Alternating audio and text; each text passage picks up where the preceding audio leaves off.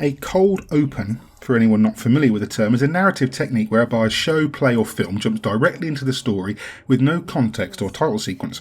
It's used a lot in procedural crime shows and mysteries as a way to put the audience on the back foot from the start and remove any sense of comfort or familiarity. The opening of Control, from Alan Wake and Quantum Break developer Remedy Entertainment, should come with an iceberg warning. It doesn't so much put you on the back foot as it does firmly sit you on your ass, and the narrative style comes dangerously close to Trade in Paint with an almost Quantic Dream level of self-satisfaction. For most of the first hour or so, I felt like I'd wandered into a cinema halfway through a film, and any question I asked was met with a sneering hush from the asshat in front, whose head blocked half the view and whose popcorn drowned out half the dialogue. Too long didn't read. Control is incredibly obtuse, at least to begin with. It seems to exist in a world analogous to our own, but which is fictional nonetheless, where an organisation called the Federal Bureau of Control catalogues and monitors anomalies in the fabric of reality called altered world events, and the objects of power they sometimes create. If you've ever delved into the SCP Foundation archives online and read some of the imaginative, original and downright creepy case files there, you'll see definite parallels between the SCP and the FBC. Your character, Jesse Faden, arrives at the FBC headquarters, known as the Oldest House, to take over as new director, amidst an internal security lockdown which she's somehow allowed to breach.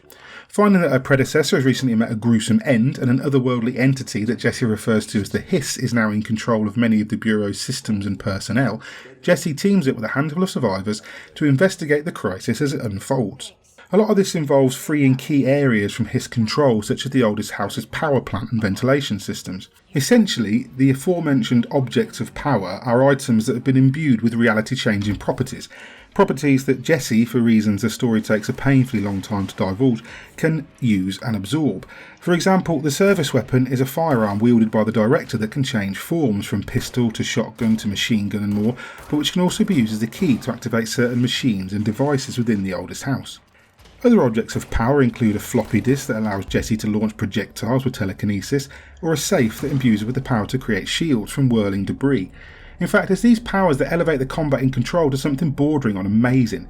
Mixing gunplay with paranormal powers is nothing new, but Control leans so heavily into the latter that combat develops an addictive rhythm and a sense of almost overpowerment, especially when you reach the halfway point and you develop Jesse's gifts to a certain strength. Unlocking each power requires Jesse to cleanse the object of power, often by solving a rudimentary puzzle of some kind or, in one instance, completing a field test obstacle course. Most of the puzzles involve launching charged batteries into power nodes or variations thereof, and the powers themselves are imbued in a blocky alternate reality that resembles a VR training suite. Control is that kind of weird. In fact, it's incredibly, deliberately video gamey. The otherworldly entities that seem to control the FBC, known only as the Board, speak like emotionless game developers and refer to most objects and people with two denominations like they read in code. It's hard to just shut up and accept that Jesse has powers, but you have no choice. Something especially irritating when you're opening pressure-sealed containers that disgorge canisters containing weapon or personal mods and you just go into a menu and install them. I mean, just where in the name of Alan Wake is Jesse installing these things? Nothing's really organic, nothing is given much context, you just kind of do it. Maybe it's intended to be thematic of Jessie not being fully in control of her actions, but it's still annoying to upgrade your energy when you don't know what the hell this energy is, where it comes from or why you have it. But perhaps the biggest hurdle to get over in Control, although I did eventually manage it, is Jessie herself.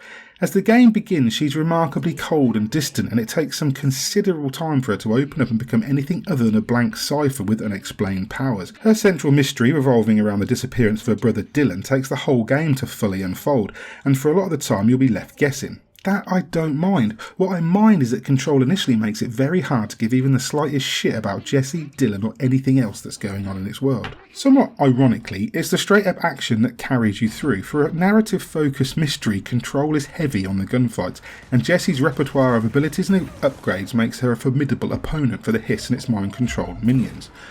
Mixing gunplay and telekinesis, shields and mid-air dashes, picking up weakened enemies and hurling them through the air, these things all feel incredibly cool. It borrows the loose contextual cover mechanic from Quantum Break, which allows Jessie to pop up from wherever she's crouched behind without actually snapping into a cover position. When bullets are punching chunks of debris from the wall, you're hurling explosive canisters at enemy troops, and the semi-destructible environments are coming apart in fountains of sparks and gouts of flame and blinding flashes and sprays of mortar. It rivals any other third-person shooter for sheer adrenaline spectacle. Elsewhere though, it's not always the prettiest game. The environments are detailed enough, though it reuses a lot of assets fairly shamelessly.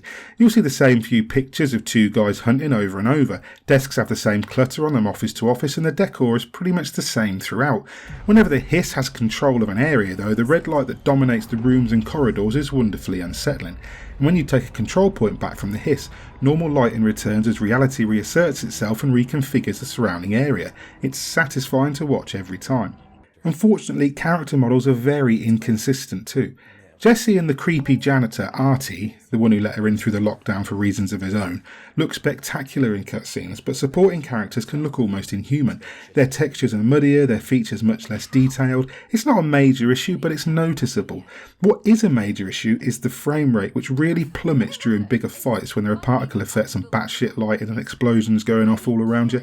It also struggles to handle its own map for some reason, which sometimes comes up minus any rooms or corridors and always causes the frame rate to chug a little slower. By this point, games from Remedy Entertainment more or less occupy their own subgenre. Since the days of Max Payne, the first two, not the Rockstar one, they've always mixed the extraordinary with the ordinary, the supernatural with the mundane, to create unsettling worlds where you can take nothing at face value. Control is the same, but more so, fully embracing its sci-fi chiller elements to deliver one of the most intriguing worlds I've visited in a long time. It's a world that rewards Easter egg hunters, connecting Remedy's previous works in sometimes surprising ways. Whether they're building up a universe or paying fan service is hard to tell for sure, but before you know it, you're scanning every collectible you find in the hope of another little Easter egg high. Control, then, is a weird one. Some will struggle to connect with its protagonist and her plight, which Remedy somewhat successfully attempt to mitigate by throwing you in the deep end of the action and shouting at you to swim. It mostly comes off too, but there are some things you just can't ignore. Not only the technical issues or the iffy reuse of visual assets, but the unabashed gaminess of it all. At least in Quantum Break, Jack Joyce came into his powers gradually and we learned about them with him. And in Alan Wake, we could put ourselves in Alan's everyman's shoes and tremble quietly in the dark alongside him. Jessie can just fuck shit up right from the start, and we don't even get to learn why until way later. We're told to just shut up and accept it, because we can't find answers to our questions, only to Jessie's, and she's not asking the same ones we are at any point in the game. The combat is fun, the story once it opens up is very interesting, but despite it being a well-made shooter in a well-realised world, Control knows it's much smarter than you and rarely lets you forget it. Compelling, exciting, creepy but obtuse, your ability to fully enjoy Control depends on your willingness to simply surrender your own and accept what is. You'll get your answers when Remedy decide it's time. Now, I'm not saying there's anything wrong with that, but I would advise going into Control with your eyes and your mind wide open and just try to enjoy the ride.